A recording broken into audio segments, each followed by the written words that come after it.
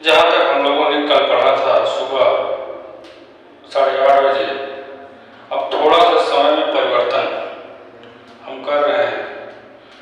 करने के कारण यह है कुछ बच्चे समय से उपस्थित नहीं हो पा रहे थे, तो उन लोगों को कहना है अगर शाम को चलाया जाए तो लोग उपस्थित रहेंगे।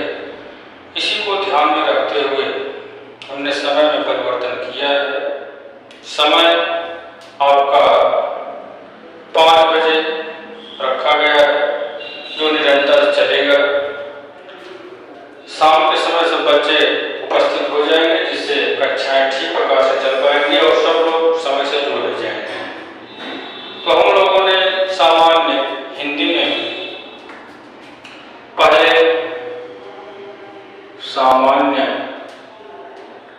हिंदी में हम लोगों ने 2 क्लास पढ़ा। 2 क्लास में एक परिचयात्मक कक्षा थी, जिसमें हम लोगों ने परिचय किया, सामान्य हिंदी है क्या, सामान्य हिंदी विषय में जाना, सामान्य हिंदी में क्या क्या पढ़ना है, इसके विषय में हम लोगों ने पढ़ा।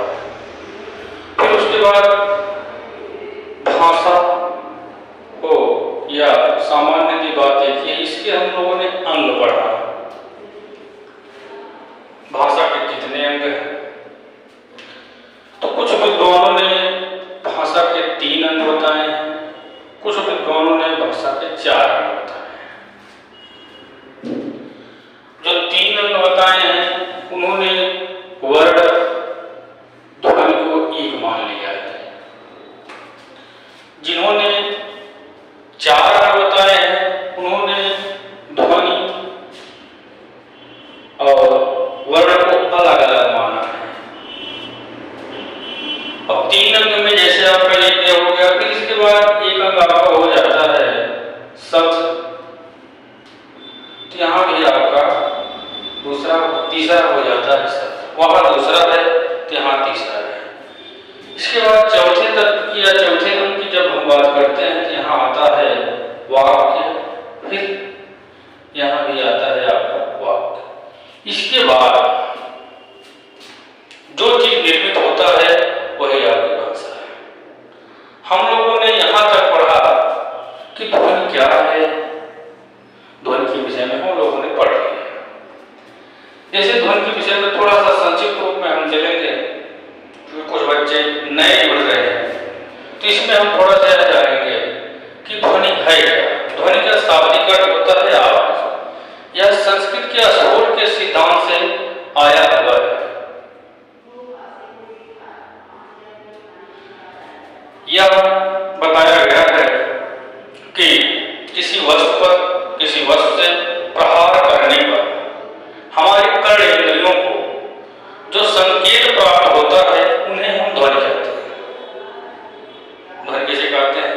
जैसे हमने मार्कर से इस बोर्ड पर एक बार मारा, इससे जो ध्वनि निकली सबके कानों तक जो संकेत प्राप्त होगा उसे हम ध्वनि कहते हैं। संस्कृत के आचार्यों ने ध्वनि और वर्ण को दोनों को एक मान लिया है, जबकि और आचार्यों ने क्या माना है? दोनों को अलग अलग माना है, हिंदी के विद्वानों से अलग अलग माना है। इस प्रकार से भाषा की सबसे छोटी क्या है? ध्वनि। कहीं कहीं वर्ण भी मिल जाए, इसके कारण क्या है? यह मौखिक में है, यह लिखित में है। ठीक, संस्कृत के आचार्यों ने इसे मान लिया है, बस इतनी सी बात है। इसके बाद हम लोगों ने ध्वनि पढ़ लिया। ध्वनि के बाद हम लोगों ने वर्ण पढ़ा। वर्ण में अगर देखा जाए तो हिंदी वर्णमाला में कितने वर्ण होते हैं, इसकी चर्चा हम आगे करेंगे। कारण क्या है? कुछ विद्वानों ने 52 माना है, कुछ ने 44 माना है, कुछ ने 46 माना है। तो अलग अलग विद्वानों ने अलग अलग माना, इसलिए हम इसकी चर्चा आगे करेंगे।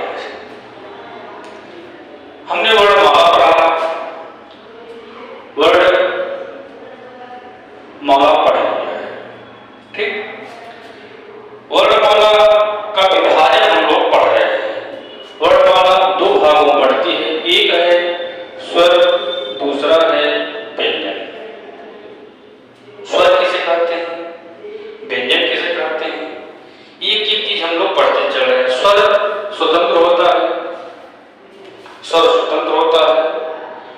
स्वर को उच्चारित करते समय, उच्चारण करते समय हमें अन्य वर्णों की सहायता नहीं लेनी पड़ती है। स्वर और क्या है, स्वर का जब उच्चारण किया जाता है तो हमारे अंतःकरण से निकलने वाली प्राणवायु बाधित नहीं होती है, इसलिए इसे स्वर कहा जाता है। अब स्वर के प्रकार हम लोग पढ़ रहे थे। स्वर के प्रकार में अलग अलग विद्वानों ने अलग अलग क्षेत्र माना है, लेकिन हमारे विचार से स्वर को कई रूपों में विभाजित किया जा सकता है। स्वर के कई रूपों में विभाजित किया जा सकता है। जैसे हम सर्वप्रथम एक विचार पर चर्चा करेंगे उच्चारण के आधार पर। उच्चारण हो या मात्रा के आधार पर, मात्रा के आधार पर स्वर के प्रकार।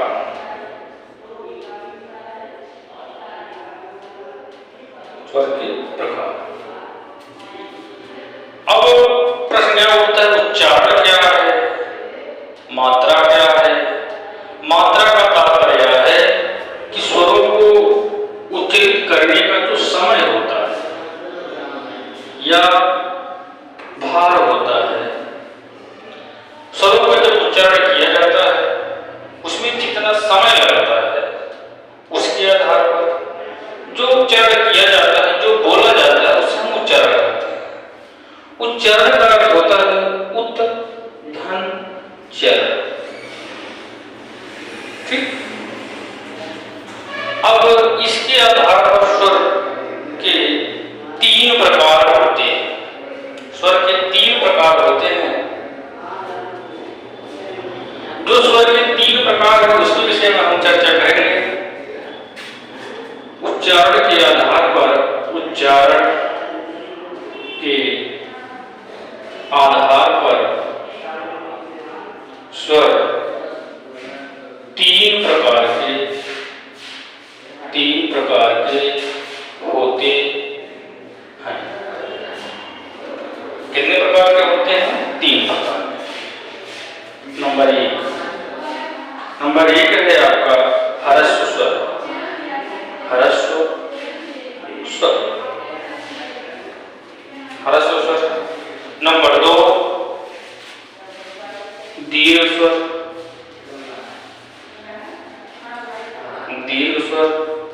नंबर 3 आपका प्लुत स्वर। ह्रस्व स्वर, दीर्घ स्वर, प्लुत स्वर। ह्रस्व का अर्थ होता है छोटा, तो हम इसे छोटा स्वर। दीर्घ का अर्थ होता है बड़ा, इसे हम बड़ा स्वर।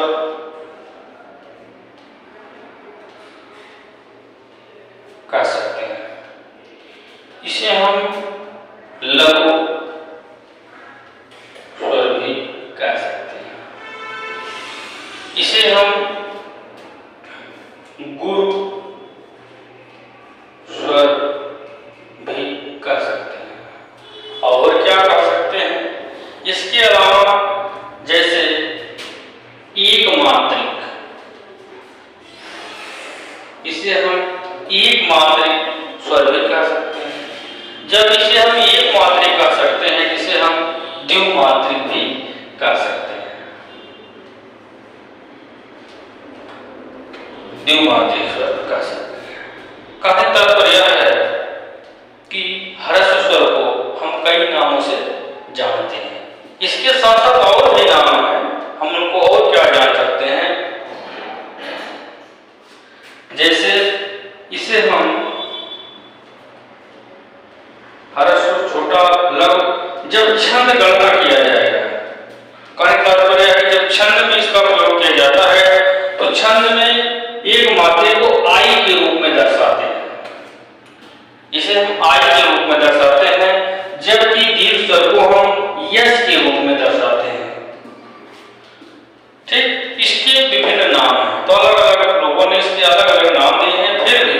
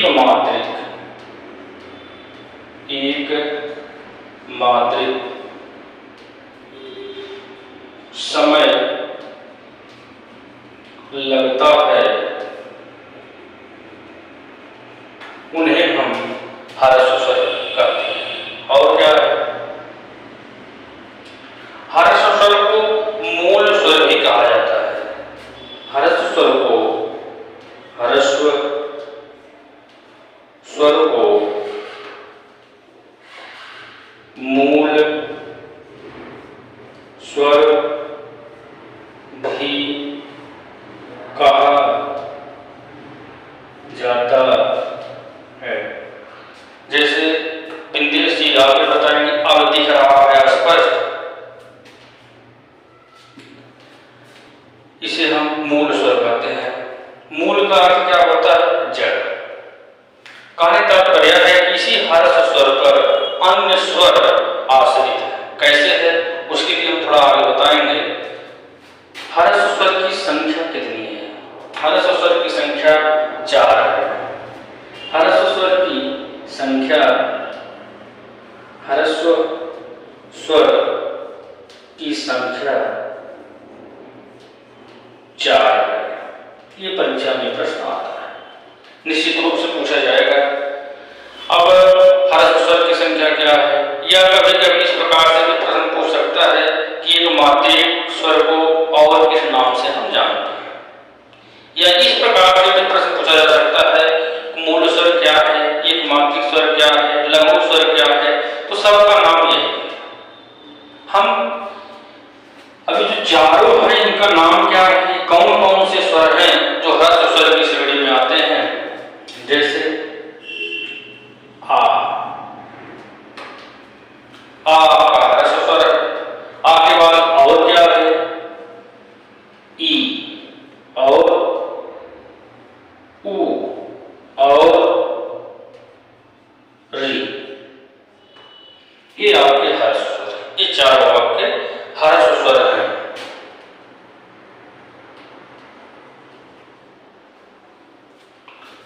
हर्ष स्वर को मूल स्वर, मूल स्वर, एक मात्रिक स्वर, लघु स्वर इत्यादि